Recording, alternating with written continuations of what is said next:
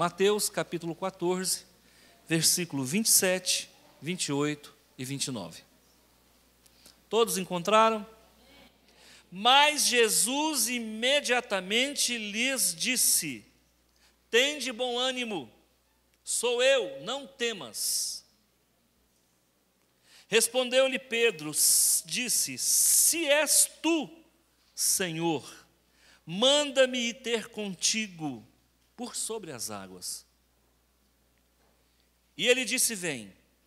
E Pedro, descendo do barco, andou por sobre as águas e foi ter com Jesus. Eu vou intitular essa mensagem Andando sobre as Águas. E eu quero dar para você diretrizes para que você possa andar sobre as águas. Andar sobre as águas, efetivamente, é o quê? Andar sobre as águas é estar acima das dificuldades. Andar sobre as águas é você ter condições de tirar de letra problemas e mais problemas da tua vida. Jesus disse: no mundo tereis aflições. João 16, 33. No mundo você vai ter problema, mas tenha bom ânimo. Tenha bom ânimo. E aqui Jesus fala de novo: tenha de bom ânimo. Não tenha medo, não. Problema existe, e se você resolver o problema hoje, amanhã tem outro. É um problema por dia, se não for mais. Hoje pela manhã, o pastor nosso de Anápolis, pastor Jesus, me ligou: pastor Antônio, como é que está? Eu falei: olha, eu estou nesse exato momento de frente de um Golias. E esse Golias me consumiu praticamente um quarto do meu dia. Eu falei: mas eu estou sabendo que na hora que eu resolver esse problema já tem outro. Então nós precisamos andar sobre as águas.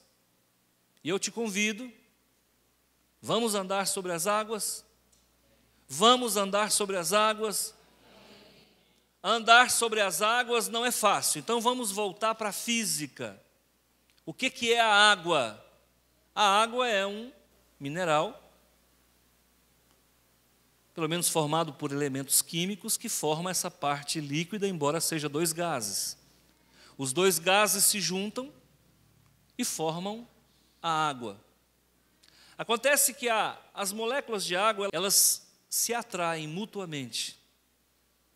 Se você jogar uma água aqui no chão, ela vai encontrar um caminho onde elas possam se unir e caminhar por esse caminho.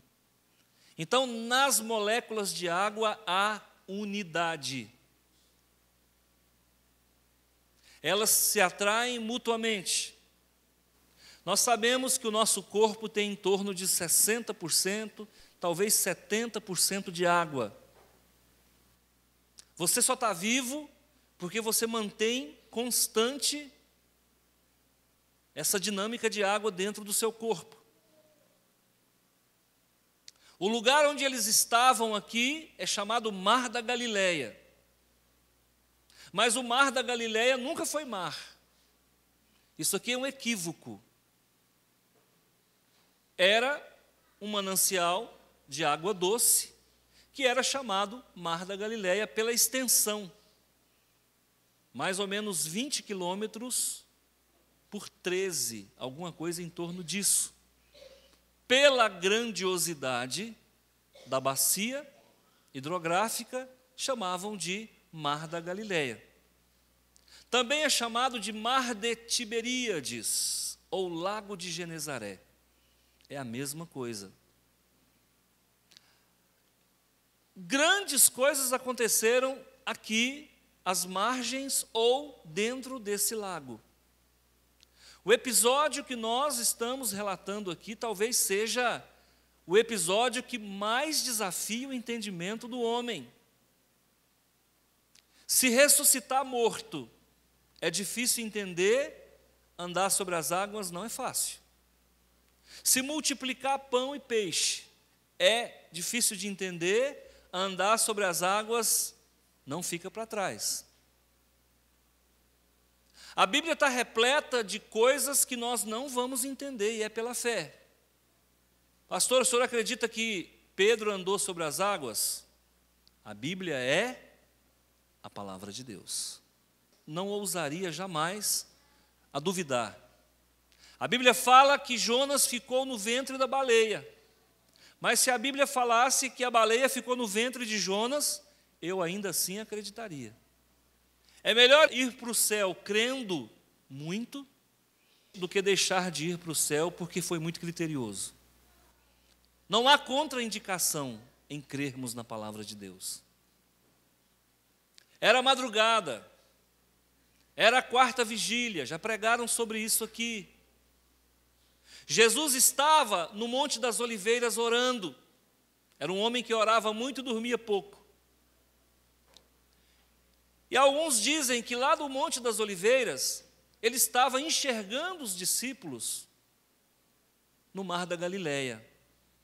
Era por volta de 3 horas da manhã. E Jesus resolveu fazer uma visita durante a madrugada. Qual o problema? Nos ensinando que nós também somos visitados na madrugada por Ele. Nos ensinando que aos seus amados Ele dá enquanto dorme. Porque a bênção que eles receberam não foi na luz do dia. Porque se durante a noite tem terror noturno, durante a noite também tem visita de Jesus. Nós somos visitados por anjos. Nós somos visitados até pelo próprio Senhor Jesus. E muitas vezes, ao nos visitar, Ele nos encontra apavorado, vencido, amargurado. Quem é que nunca acordou durante a noite e teve a sensação de que o problema que você está vivendo é maior do que ele realmente parece ser? Quem é que já acordou à noite, perdeu o sono e ficou pensando num problema e fala assim, não tem solução, eu estou numa enrascada? Eu já, várias vezes, já passei por situações assim. Aí você vai para a oração e quando você sai dali, você nem se lembra por que foi que você começou a orar, porque Deus limpa, tira a amargura, tira a angústia, tira a mágoa, tira o ressentimento. É na madrugada que nós vamos receber muitas bênçãos. Agora, quem é que se dispõe a sair do barco? Então eu vou mudar um pouco. Quem é que se dispõe a sair da cama? A vontade que dá de fazer de conta que não está entendendo. O Espírito Santo nos acorda e a gente fala, nossa, vou passar a noite acordado. E aí você fica. Às vezes o pensamento divaga, você começa a pensar nos credores, começa a pensar no filho problema, começa a pensar no cônjuge problema, e quando você faz isso, você não melhora nada, porque em você não vai encontrar nada que te ajude. Então o melhor que se faz é levantar e orar. Sair do barco pode ser sair da cama. A Bíblia fala que só os Pedros saem da cama. E quem era o apóstolo Pedro? Uma pessoa cheia de problema, despreparado, eufórico, ansioso, pouco espiritual. Olha só o tipo de gente com quem Jesus andava. O barco que ele estava tinha mais 11 com ele, mas ele foi o único que teve a coragem de dirigir a voz para aquele vulto, porque até então todos pensavam que era um fantasma. Mas olha só o que Pedro fala. Se és tu, Senhor, manda-me ir ter contigo por sobre as águas. A pergunta que eu faço é, quem está mandando em quem? É Jesus que vai mandar Pedro ou é Pedro que mandou Jesus mandar? Você precisa entender isso aqui. Se eu falo assim, Gleibson, manda eu fazer tal coisa, quem está mandando? Eu que estou mandando o Gleibson falar para que eu vá. Esse é o Pedro, irmão. É o Pedro que dá ordens para Deus, que quer ensinar a Deus o que ele tem que fazer. É o Pedro despreparado, ansioso, é o Pedro imperativo, é o Pedro pouco espiritual. E ele ainda diz, manda eu ir ter contigo, e ensina como é que é para Jesus mandar, por sobre as águas. Aí Jesus entra no jogo, porque ele entra no nosso jogo. Aliás, ele não entra só no nosso jogo, ele entra na nossa história. Ele entra na nossa família. Ele entra no nosso casamento. Ele entra nos nossos temores, nos nossos vexames. E às vezes ele se faz de servo. Se é Jesus que está falando comigo, manda eu ir ter contigo do jeito que eu estou dizendo, sobre as águas. Jesus aceita. Então vem. Tua palavra tem poder, vem. Está usando o poder que o próprio Pedro dispensou na sua fala. Então vem. Esse Pedro aqui não comia comida requentada não, meu amigo. Mais do que depressa, desceu do barco, andou por sobre as águas e foi ter com Jesus. E viveram felizes até ele olhar para as águas. Podia terminar aqui, né, gente? Tem gente que fala assim, mas a Bíblia só conta o lado bom das coisas. Pois é, mas a história não acaba. Ele andou, eu não sei se ele andou 1 minuto, 5 minutos, eu não sei quanto tempo ele andou, mas ele andou. Mas por que ele andou? Porque por 1 segundo ou por 5 minutos, não sei, ele esqueceu quem ele era, e ele passou a viver aquilo que Jesus queria que ele fosse. Sabe por que muitas vezes você não desce do barco e não anda sobre as águas? Porque você não tem coragem de deixar de ser você para ser Jesus. Para ter Jesus Senhor da tua vida. Agora, como é que eu vou fazer para andar sobre as águas, pastor? Eu entendi muito bem. Eu vou te ensinar 3 caminhos para você andar sobre as águas. Assim como Pedro, defeituoso como você.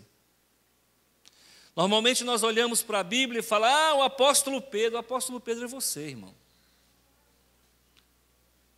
Intempestivo, dominador, senhor de si, autossuficiente, apavorado, temeroso, quer mandar em Deus, quer ensinar Deus a trabalhar, tem que ser para ontem. Esse é o Pedro, esse sou eu. Muito prazer, sou eu, Pedro sou eu, Pedro é você. Então eu quero andar sobre as águas, o Senhor se comprometeu de ensinar a andar sobre as águas. Então eu vou te ensinar. Grava você que está marcando os pontos no seu perfil da fé. Lá em Mateus capítulo 19, versículo 21. Primeiro passo para a gente aprender a andar sobre as águas. Mateus capítulo 19, um pouquinho para frente, versículo 21. Disse-lhe Jesus, se queres ser perfeito, vai e vende tudo que tens. Vende os teus bens, dá aos pobres, e terás um tesouro no céu. Depois vem e... Como é que eu posso andar sobre as águas? Não viva em função do seu dinheiro. Não viva em função das suas posses, das suas propriedades. O teu coração não pode estar nas coisas desse mundo. Se você não se desvencilhar de tudo isso, você não vai conseguir seguir Jesus. Você não vai conseguir andar sobre as águas. Enquanto Pedro passou a viver na ótica de Cristo, ele andou sobre as águas. Ele não viu que o mar era profundo, ele não viu que havia vento, ele não viu que havia trevas debaixo dos seus pés. Por quê? Por algum tempo ele estava seguro na palavra de Deus. Você sabe por que a lua não cai do céu? Se você perguntar para um físico, para um astrofísico, por que a lua, que é o satélite natural da Terra, não cai do céu? Pô, ela podia cair, porque ela é muito pesada. Por que ela não cai do céu? Põe uma coisa no seu coração, porque a lua não tem sentimento. Porque a lua não pensa, porque a lua não tem vontade própria. Porque se ela tivesse intelecto, emoção e vontade própria, ela ia olhar para baixo e falar: gente, tem um abismo debaixo dos meus pés. E ela cairia. Ela está lá justamente porque ela não tem vontade. Ela não consegue aquilatar a profundidade, a altura, os perigos que ela está correndo. E ela ficou parada lá, não é por causa de uma lei de atração e de gravidade que a gente aprende na escola, não. É porque Deus disse para ela: fica aí e não sai daí. O que segura a lua no lugar que ela está é a vontade de Cristo, que é o Criador do universo. O que segurou Pedro sobre as águas é porque por um momento ele esqueceu quem ele era e ele esqueceu que ele tinha vontade própria. Quando a gente começa a viver a vontade de Cristo, a gente não cai. Quando é que você cai de bicicleta? É quando você está aprendendo ou quando já aprendeu? Quando você está aprendendo, irmão, você anda devagarzinho, segurando no freio. Depois que você já sabe, você quer andar com uma roda só, aí você cai. Então, para andar sobre as águas, tem que seguir Jesus. De perto ou de longe? Você vai dizer. Eu quero seguir Jesus de perto. Então prepara, porque você vai apanhar todo dia. Eu quero seguir Jesus de perto, então prepara que você vai passar por poucas e boas. Porque aqueles que mais se aproximam de Jesus são aqueles que mais apanham, mas são aqueles que mais crescem. Eu tenho seguido a Jesus há quase 30 anos. E eu vejo pessoas falarem assim: pastor, eu não vou batizar porque eu não estou preparado. Esse que é o problema, ensinando para Deus o dia em que deve ser batizado. A palavra de Deus não fala isso. Ela diz que você deve se batizar a partir do momento que você entendeu que Jesus é o Salvador. Aquele que crer e for batizado será salvo. Não está dizendo que é daqui 1 ano, 2 anos, é crer. Você creu, batiza. Não, mas quando a gente é a gente mesmo, Deus não pode fazer muito por nós. Seguir Jesus de perto mesmo. Mais perto quero estar de ti, ainda que seja pela dor. A Bíblia diz que o justo sofre aflições, mas o Senhor de todas o livra. Então são muitas aflições. Andar com Jesus vai dar muita aflição. Só que você vai ser vencedor. E Deus vai permitir as aflições para vencer a tua ansiedade. E não vem não, porque aqui todo mundo é ansioso, inclusive eu. Todo mundo aqui é ansioso, irmão. Compra uma televisão nova, enquanto você não enfiar ela no carro e não chegar na sua casa, arregaçar aquela caixa, você não sossega. A gente é ansioso, ansiedade é doença, é pecado. Então a gente tem que tomar cuidado com isso. Para seguir Jesus, irmão, tem que ir com os bolsos ao avesso. Pastor, eu não posso ter posse. Você pode ter posse, mas não viva em função disso. Porque caixão não tem gaveta. Eu vou te mostrar um outro item importante para você andar sobre as águas. Mateus, capítulo 11, versículo 28.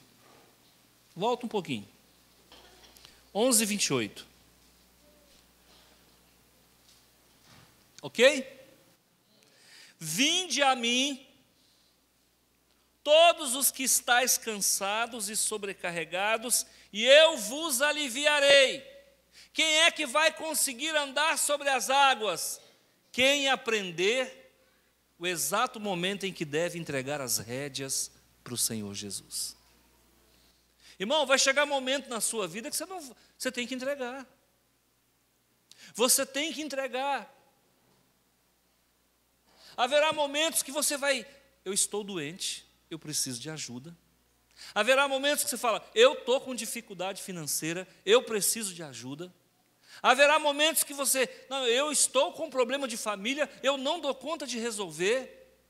Mas eu vou ter que abrir a minha vida com um pastor. Tudo bem, você tem a liberdade de continuar com o seu problema, no seu ostracismo. Não vai ter quem ora por você. Mas eu vou ter que expor a minha vida para alguém? A princípio, para alguém, porque você ainda não aprendeu a expor para Jesus. Porque, irmãos, primeiro você segue o seu pastor, depois é que você vai aprender a seguir Jesus. Se você não aprende a seguir quem você vê, muito menos quem você não vê. Tem gente que fala assim, me importa agradar a Deus e não os homens. Isso é rebelde, irmão. Se você não aprender a seguir o seu líder, você não vai aprender a seguir a Deus. Se você critica o teu líder, você vai criticar a Deus. Quem não é grato ao seu líder e não se dispõe a aprender, também de Deus não vai aprender. Chegou a hora de você entregar, entrega. Para de lutar com esse canivete, isso não vai virar nada. Deus tem para você uma espada. Troca esse canivete por uma espada. Aqui é a espada. Está na hora de entregar. Descansa no Senhor. A gente não descansa em Deus, a gente quer ensinar a Deus. Olha, se é Jesus que está falando, manda eu ir ter contigo. Que eu estou mandando, manda. Olha só que trem mais doido. E é o seguinte, é para andar sobre as águas. Onde é que Pedro ouviu falar que alguém andava sobre as águas? Ele foi o único que teve a coragem de dizer uma loucura dessa. E Deus usa as coisas loucas desse mundo para confundir o sábio. Os cientistas estão aí rindo para as paredes, porque eles dizem que isso aqui é mentira. E a gente rindo deles, porque é verdade. Vinde a mim, todos os que estáis cansados. Gente, esse mundo cansa a gente. Pecado é bom ou é ruim? É bom, gente. Pois Deus falou para Adão, você pode comer tudo aí. Mas não come o fruto, não. Liberou geral para ele. Pode comer, vai comendo. Mas não toca naquele fruto daquela árvore que está no meio do jardim. Porque no dia que dela comeres, certamente morrerá. Pois o danado foi comer justamente o que não podia. E talvez até o que podia ele não fez, mas o que não podia ele queria fazer. Por quê? Porque o proibido dá prazer. E onde é que ele enfiou a gente? Aliás, se ele estiver no céu, chegando lá, eu quero ter uma conversa com ele. Fala, rapaz, o que é isso que você fez, moço? Você está ficando doido, moço? É hora de entregar os pontos, amigo. Descansa no Senhor. Para de querer ensinar a Deus o que ele tem que fazer. Para com isso. Você quer casar, mas você quer que a mulher tenha olho verde, cabelo loiro, 1,80 m, não sei quanto de quadril. Para com isso, amigo. É o que Deus te der, meu amigo.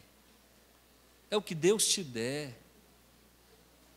Olha, eu sempre converso com os meus jovens.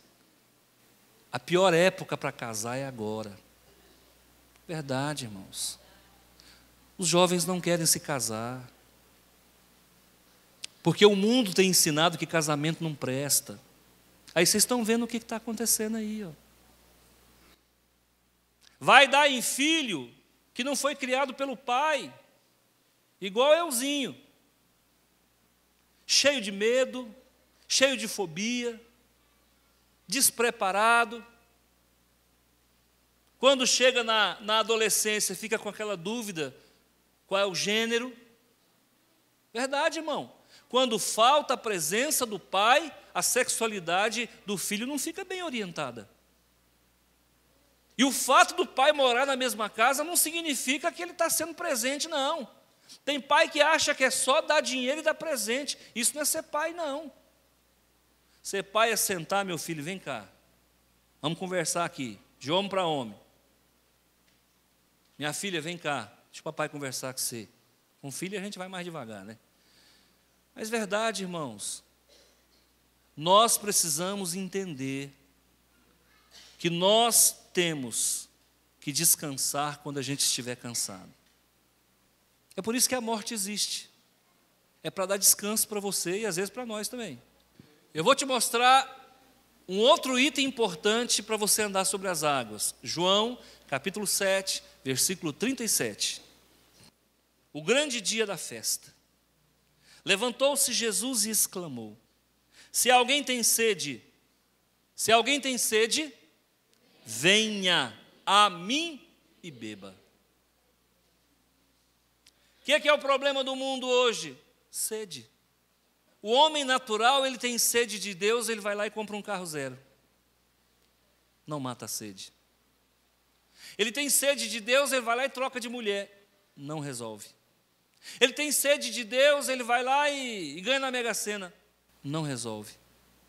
Ele vai voltar a ter sede. Jesus disse que aquele que beber de mim jamais terá sede. Não são as coisas desse mundo que vai nos preencher. O vazio que nós temos dentro de nós é do tamanho de Deus. Só Deus preenche o vazio. Você está andando num carro zero, mas está faltando alguma coisa. Você está morando no palácio de 10 quartos, está faltando alguma coisa. Você está casado com um homem ou a mulher mais bonita desse mundo, está faltando alguma coisa.